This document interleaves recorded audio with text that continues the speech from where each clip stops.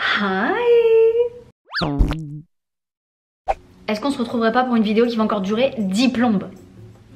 J'adore! Aujourd'hui, on va parler bouquins, on va parler livres. Alors vous allez trouver de tout, du manga, de la romance, de la fantasy. Est-ce que j'ai oublié un genre? De la dystopie? C'est un genre ça?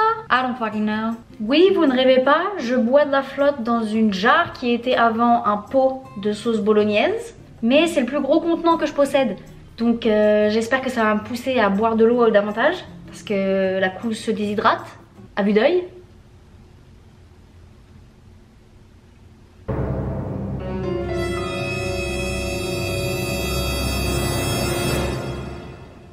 J'ai cru qu'il y avait un petit bout de bolo resté dans le fond. La dernière vidéo que j'ai fait sur les livres, elle remonte. Ça fait vraiment des mois que j'en ai pas parlé sur cette chaîne. Enfin dans mes vlogs, je vous fais quand même des petites updates, mes dernières lectures, ceci, cela. Mais là, on va faire le récapitulatif de ce que j'ai lu dernièrement. Et il y en a une palanquée. Ils sont tous à mes pieds là, je peux plus bouger. Avant de commencer, quelles sont vos lectures du moment? Parce que là, je suis en train de tourner en rond. Je lis du manga à fond la caisse, mais j'ai envie de me replonger dans des univers, etc. Je vais peut-être vous faire un book haul parce que, on est d'accord, Noël vient de passer. Mon anniversaire aussi, au mois de décembre. J'ai fait un carnage. Et puis les gens autour de moi commencent à comprendre que ma came, c'est les bouquins. Ma bibliothèque là-bas, là, mon mec il m'a dit, allez non, va falloir que tu te détendes parce que à ce rythme-là, la semaine prochaine, va falloir acheter une nouvelle bibliothèque. Ce qui n'est pas improbable. Bref. On va commencer par cette fameuse série qui est hyper populaire sur le booktube, sur le booktok du monde entier. J'ai nommé ACOTAR, A Court of Thorns and Roses, ou Un palais d'épines et de roses. J'ai commencé cette série, je pense, en juin dernier et je l'ai finie en décembre, fin novembre. Protagoniste féminin qui est une badass, qui est très forte avec son arc. Moi, c'est tout ce qu'il me faut. Vous allez le voir, c'est un thème récurrent. Le tout début de la série, donc le premier tome, commence avec le personnage principal qui tue un loup, qui va s'avérer être un loup, une fée, enfin c'est un peu un truc féerique quoi. Les poteaux du défunt ne sont pas du tout ravis, ils vont donc venir chercher le personnage principal, la prendre par le callback et lui dire « Toi cocotte, tu viens avec nous ». Et c'est comme ça que l'histoire commence. Donc c'est une humaine qui vit dans la pauvreté, qui est la seule qui nourrit sa petite famille. Et son monde va s'écrouler quand elle va se retrouver du coup prisonnière d'un royaume lointain, féerique et j'en passe. Et c'est là que ça commence. Cette série elle est hyper célèbre. D'ailleurs, d'après ce que j'ai compris, l'autrice, encore une fois, est problématique. Est-ce que c'est possible d'avoir des auteurs qui ne soient pas racistes, qui ne trempent pas dans des histoires de meurtre? Parce qu'à un moment, en plus moi j'ai commencé à lire ça, j'ai commencé à être accro, donc je me suis dit j'ai acheté la suite. Et c'est là que j'apprends que la cause elle est problématique. Le dernier tome, j'ai pris 1000 ans à le lire. Je faisais des pauses de 2 semaines, voilà, entre 2 chapitres, parce que j'avais vraiment peur de finir la série et de me retrouver vide. Et c'est exactement ce qui s'est passé. J'ai découvert en moi un vide intersidéral à la fin de cette lecture, parce que elle vous immerse dans un monde qui est magnifique. Je me lasse très vite, donc si c'est beaucoup dans la description, dans le détail, j'ai tendance à vite me faire chier. Et là en l'occurrence, je me suis prise au jeu et je me suis dit c'est une façon qu'elle a de te faire rentrer dans ce monde qui est divin. J'ai vraiment eu un coup de cœur pour les 2 premiers, je les ai adorés, je les ai dévorés. Je vais donner un petit bémol pour A Court of Wings and Runes, donc c'est le 3e tome. C'est principalement basé sur une guerre, donc c'est conflit géopolitique, il y a de la stratégie à tout va. C'est pas ce que j'ai préféré, mais elle est quand même forte pour... Je crois qu'elle m'a décroché la... En fait, elle me décrochait la mâchoire à chaque fin de tome, donc ce qui fait que je pouvais pas être très énervée. Parce que chaque tome a son utilité. En ce qui concerne le tout dernier qui est A Court of Silver and Flames, on change de point de vue. C'est plus un point de vue à la première personne comme les 3 premiers tomes. Le 4e tome, il est, je crois, 3e personne, mais le point de vue est depuis plusieurs personnages. Et celui-là, en fait, on est sur le point de vue de la sœur du personnage principal des 3 premiers. Et j'adore parce que donc Nesta, qui est le personnage principal du dernier tome, a été dépeinte mais comme la pire des raclures pendant les 4 tomes précédents. Et en fait, ce tome-là nous permet de comprendre le pourquoi du comment. Qu'est-ce qui rend ce personnage si intéressant, si profond. Franchement, hein, Team Nesta ou Team Ferré, je sais pas décider. Hein. C'est la première série ever que j'ai lue en entier et je ne suis pas peu fière. Et j'étais tellement mal à la fin de ma lecture. J'ai repris le premier bouquin et j'ai commencé à le relire pour faire des annotations. Qui suis-je? Qu'est-ce que c'est que ce bordel?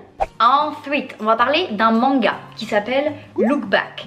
C'est l'histoire de deux jeunes filles qui adorent dessiner des mangas au point où elles vont participer à la création du journal de leur école, blablabla, et faire leurs petits dessins. C'est un manga qui m'a laissé, mais alors perplexe au possible, qui m'a perturbée dans la façon dont c'était ficelé. C'est hyper déroutant.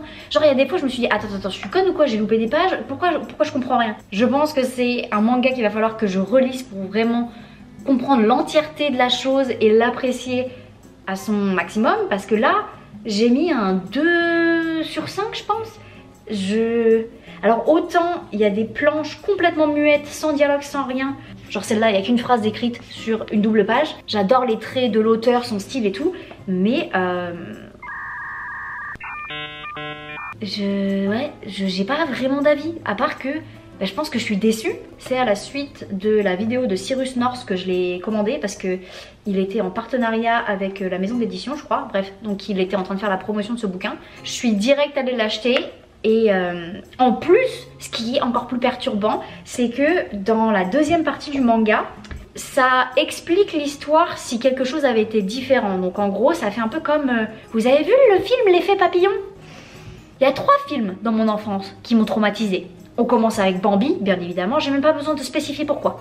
Deuxièmement, un des films d'Indiana Jones, à un moment, il est dans une cité, je sais pas quoi, et quand il va pour manger de la soupe, il lève la coupe et il s'aperçoit qu'il y a des yeux de cochon dedans. Traumatisé. D'ailleurs, merci tonton Romain, parce que je l'ai regardé avec lui quand j'étais chez ma grand-mère, je devais avoir, je sais pas, 8 ans. J'ai fait des cauchemars toute la night, obligée de toquer à sa porte et lui dire en chialant est-ce que je peux dormir avec toi parce que là j'ai la trouille. Voilà, donc Indiana Jones. Et le troisième, c'était L'Effet Papillon avec Ashton Kutcher, qui est comme dans le bouquin, une succession de différents scénarios possibles avec un même point de départ, mais juste en changeant 2-3 trucs. C'était hyper angoissant, j'ai détesté, et c'est l'effet que la deuxième partie de ce bouquin m'a fait. Et à un moment en plus, je savais plus de quel personnage on parlait, enfin c'est hyper déroutant. Je comprends pas pourquoi on a essayé de me paumer à ce point-là. Genre donne-toi du mal à essayer de me faire suivre l'histoire plutôt qu'à essayer de me perdre. Je sais pas. Bref, si vous l'avez lu, dites-moi. Ce qui m'a convaincu aussi, c'est le fait que ce soit un one-shot, et j'ai été hyper déçue de la finesse de ce bouquin. Parce que je veux bien que ça nous raconte toute une histoire en... combien de pages?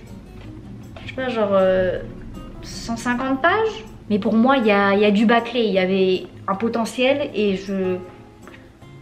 Pourquoi je suis autant paumée après avoir lu ce bouquin? On passe à de la romance. Love and Other Words par Christina Loren. Si vous êtes sur Booktube, BookTok, vous avez vu passer cette chose. C'est dépeint comme un roman qui va vous briser le cœur, qui va vous faire chialer toutes les larmes de votre corps.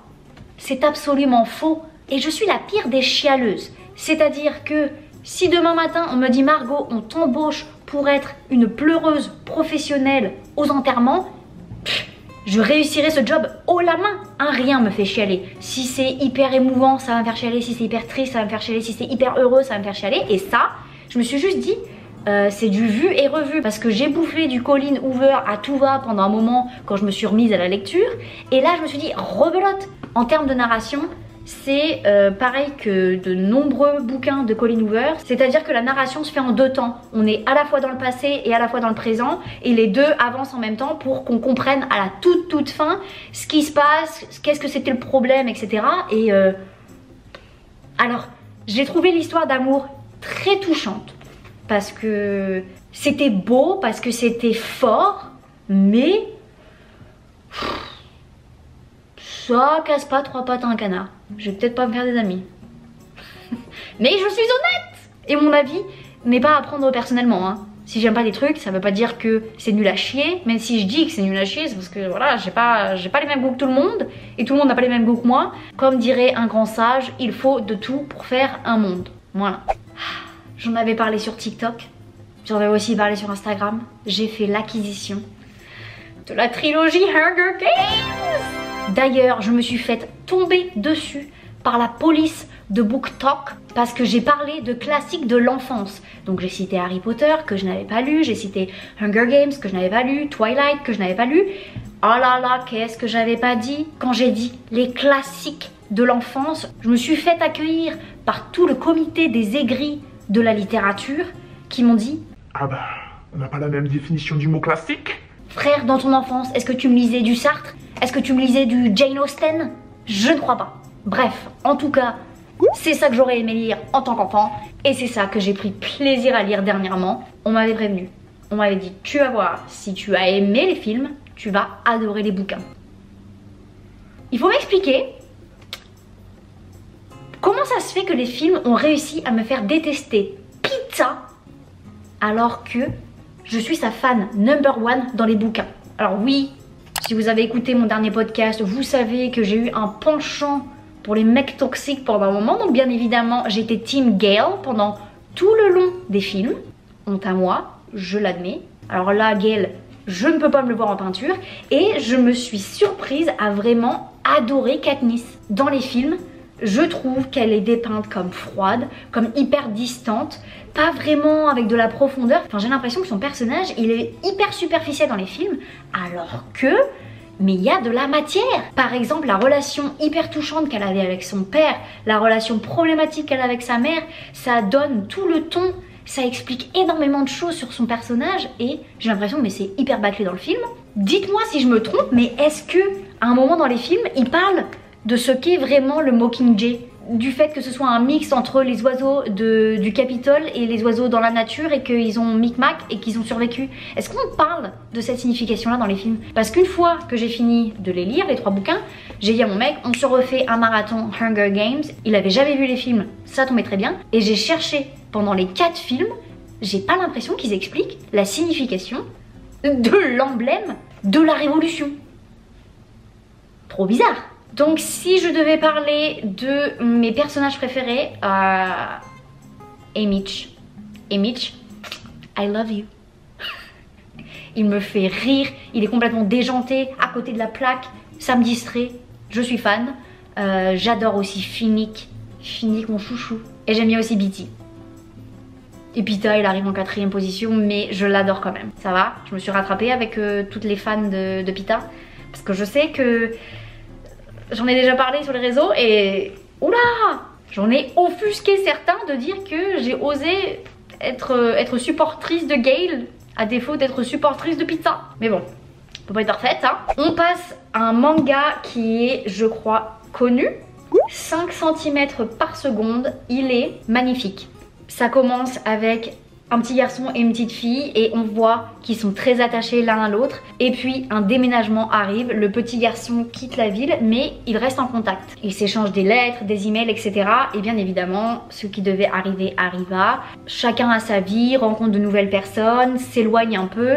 Et c'est cette histoire-là. Je ne sais pas du tout comment ça se finit, mais c'est voilà, de la romance, c'est doux, c'est beau. Et il me semble que c'est en animé aussi. Dites-le moi si je me trompe. J'en ai lu, je dirais 2/3, je pense que je vais le finir ce soir ou demain. Il est d'une beauté. Alors les mangas et moi, on a commencé à être potes quand j'étais jeune, mais après j'ai grandi et je me suis dit Margot, les mangas, c'est pas fait pour les adultes, c'est très enfantin, alors que pas du tout.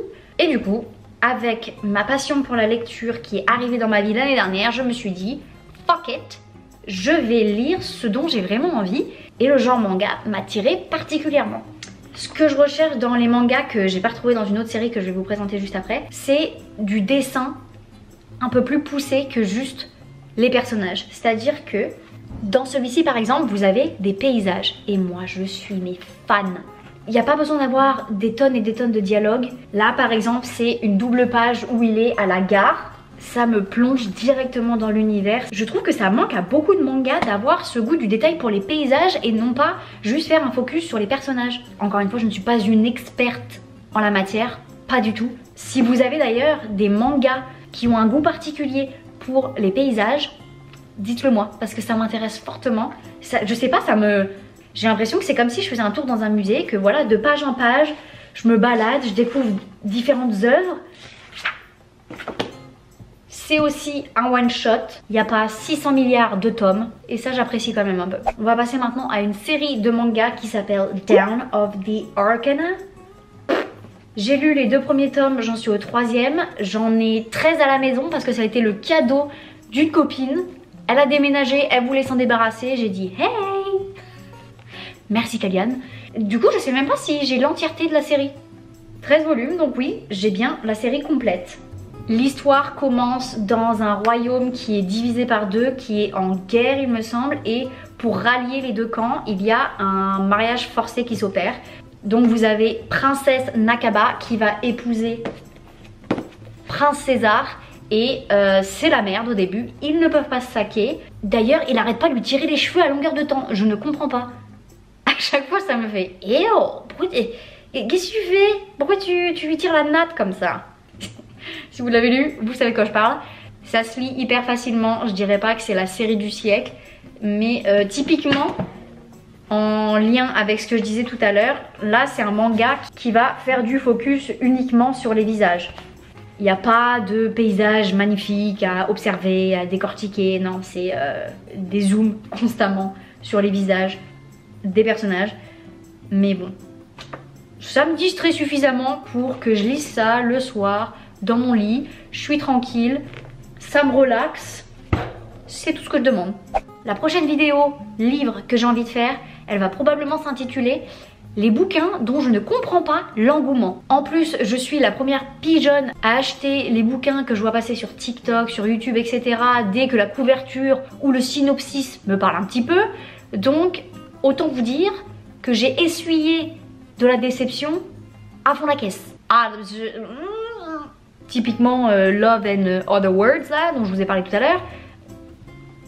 Vraiment les gens se filmaient en train de chialer toutes les larmes de leur corps, alors que moi qui suis mais sensible au possible, ça m'a laissé de marbre. Peut-être pas de marbre, j'étais quand même toute titine des fois, mais ça valait pas tout le pataquès que certains faisaient. Enfin après, je sais que moi je fais tout un pataquès sur un palais d'épines et de roses à Cotard.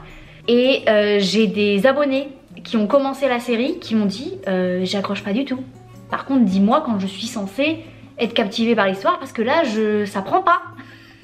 Je me suis sentie si mal. Ça prouve bien que les goûts et les couleurs ça ne se discute pas. Chacun est unique, chacun est différent. Donc à part vous parler des raisons qui font que j'adore ces livres, je peux pas vous garantir que vous allez adorer aussi. Merci de m'avoir écouté blablater. Je vous dis à bientôt. Allez, des kisses.